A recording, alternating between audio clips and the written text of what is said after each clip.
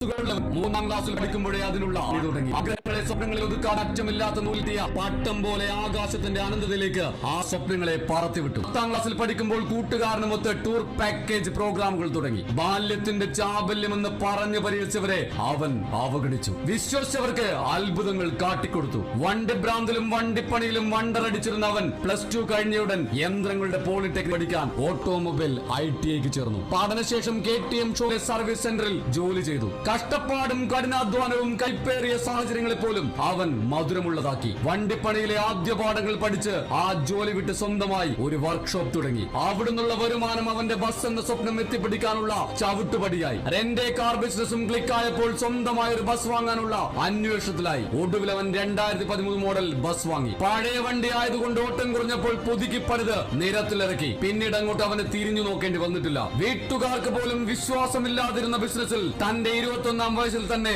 അവൻ അത്ഭുതമായി. ഇന്ന് തന്റെ ഫോർസ ഹോളിഡേസ് തുടങ്ങി 1 വർഷമാകുമ്പോഴേക്കും അവന്റെ ഗ്യാരേജിൽ 6 എണ്ണം അങ്ങനെ ചേലോടെ നിറഞ്ഞു നിൽക്കുന്നുണ്ട്. അതെ, ഇതവന്റെ കഥയാണ്. ബസ്സുകളോടുള്ള ഭ്രാന്ത് കാരണം 10ൽ വെച്ച് ഇൻസ്റ്റാ തുടങ്ങുമ്പോൾ തന്റെ പേരിന്റെ കൂടെ സെഡ് പ്രോ എന്ന് കൊത്തിവെച്ചവന്റെ കഥ.